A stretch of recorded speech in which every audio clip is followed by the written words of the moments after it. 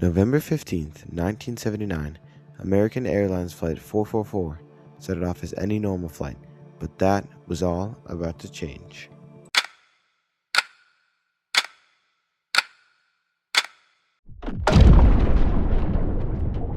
This is one of the bombings from the world's smartest killer. This is the story of Ted Kaczynski.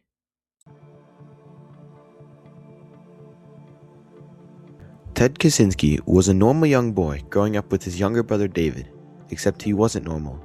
He was gifted in ways no other kids were. In 5th grade, he takes an IQ test and ends up having an IQ of 167. He was then pushed up 2 grades and ends up finishing Evergreen Park Community High School at age 15. At age 16, Ted enrolls in Harvard and gets accepted. Ted starts to feel distant from his classmates and being made fun of for the way that he dressed and his family's background. Ted slowly becomes depressed. This makes him a perfect target for Dr. Henry A. Murray, who is a psychology professor at Harvard. Dr. Murray is part of a government program used to get answers out of anyone they wanted by using things like drugs, sensory deprivation, hypnosis, electroshock therapy, and ice pick lobotomies. At the time, this was called Operation Paperclip, later renamed Project MKUltra. MKUltra focused on trying to control the mind and influence decision of others. One of the most promising strategies was using drugs. LSD was given to the subjects and then they were extensively questioned. Another drug commonly used was barbiturate 4 in the one arm and amphetamine 4 in the other. These strategies were somewhat effective in getting answers out of subjects. Ted was brought into Project MKUltra at age 16 because of his depression. After 3 years in the program, he graduated the year after he finished Project MKUltra. He moves into a log cabin off the grid to escape society and get closer to nature in 1971. He starts working on making bombs when he goes to the cabin, but only mails his first one in 1978 to Professor Buckley Siss Jr. The way he got the bomb to Professor Buckley Siss Jr. is by having someone return a package to the address on the box. Luckily, the professor noticed the suspicious package and called campus security.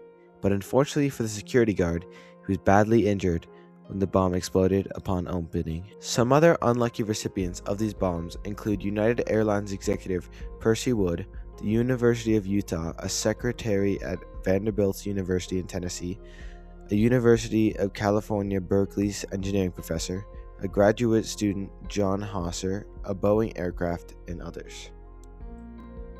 How does someone in an 8x12 shed make handcrafted bombs with homemade supplies without getting caught? The answer to that is he was very thorough. There was not a single trace of DNA on any of his bombs. These bombings continue over the next 9 years, but it almost all ends when a store owner sees him leave a bomb next to his store. With their help, they create a sketch of Ted, but unfortunately, he was wearing a hoodie and sunglasses to keep his identity secret. After that close call, he hid for 6 years, and people started to think that it was all over. But in reality, he was perfecting his craft of making bombs. He was also writing his 35,000-word manifesto about his views on industrial society and the future and where they're going. After working on his craft of making bombs for 6 years, the next bombs he would send out were going to be much more lethal. Of the next 4 bombs he would send, 2 would end up killing people. December 19th, 1994, an ad director died in his house in New Jersey after opening a package he thought was a letter. April 24th, 1995, Ted's 16th and final bomb killed Gilbert B. Murray in Sacramento. After many threats and many letters, the New York Times agreed to post his manifesto in their newspaper. His manifesto got a mixed response from the public. Some people strongly agreed with his views of industrial society, while others were fully against it. But no matter what the public thought about it, it didn't matter. This was the reason that he got caught. His brother recognized some of the patterns in his writing and reported him to the FBI. Some of these phrases were, "You can't eat your cake and have it too," as well as "sphere of human freedom." David, Ted's brother, did end up getting the $1 million reward for turning him in. One interesting thing about this is the money played a big role in why David turned in Ted. The FBI put millions of dollars into finding the Unibomber through private investigators and analysts, but never ended up catching them themselves. It ended up being his brother. This is where the quote from Ted, "The FBI is a joke," comes from. April 3rd, 1996, the FBI storms his log cabin and takes Kaczynski into handcuffs. At the time, people didn't know why he was bombing the people he was, but it was later revealed it was for personal revenge. The FBI used codenamed Unibomb, which stands for University and Airlines Bomber. This later evolved into Unibomber. In Ted's court case, they assessed his mental state and ended up finding him to have paranoia schizophrenia. If he defended himself by saying he was insane, then his manifesto would be considered null. He then asked to defend himself and pleaded guilty. This kept his manifesto creditable. After pleading guilty, he was sentenced to 4 consecutive life sentences plus 30 years in prison, all without the possibility of parole. Here is a news report about his arrest. I kind of inquired about him, and there was a rumor or something that he was running from, I've always thought it was like Secret Service or something. He was hid out up here, which was a good place to hide out. While Kaczynski may have raised some suspicions, folks around here respect privacy and tolerate eccentrics. We had a lot of people like him up here that live up in the hills and kind of hermits, and they just don't want to be bugged, so we leave them alone. Ex-librarian Beverly Coleman described him as a quiet gentleman and a voracious reader. Sometimes we had hard times finding the books he wanted because he wanted everything written in foreign languages. He was very an educated man. Kaczynski was held overnight under special watch in a segregated cell at the Lewis and Clark County Jail. He is expected to be arraigned later this morning in federal court.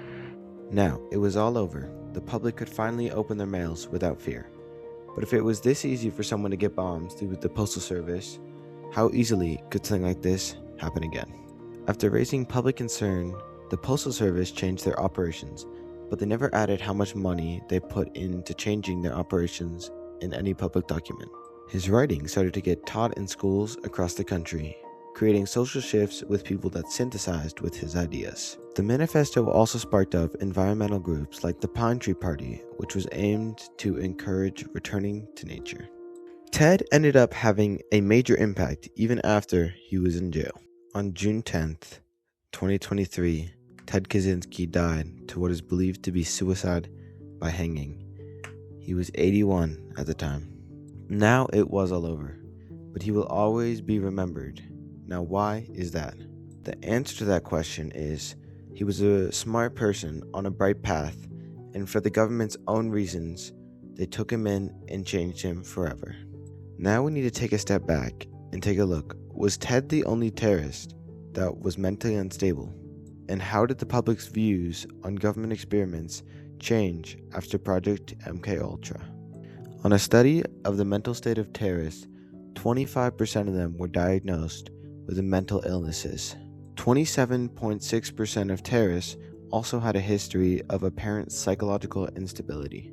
We must also keep in mind that mental health problems are just one part of the story. Given the types of violence being conducted, mental health problems can be developed by being involved in terrorism. The images you just saw were the aftermath of terrorist attacks. The public's views changed on government experiments after the 17-year career of Ted Kaczynski.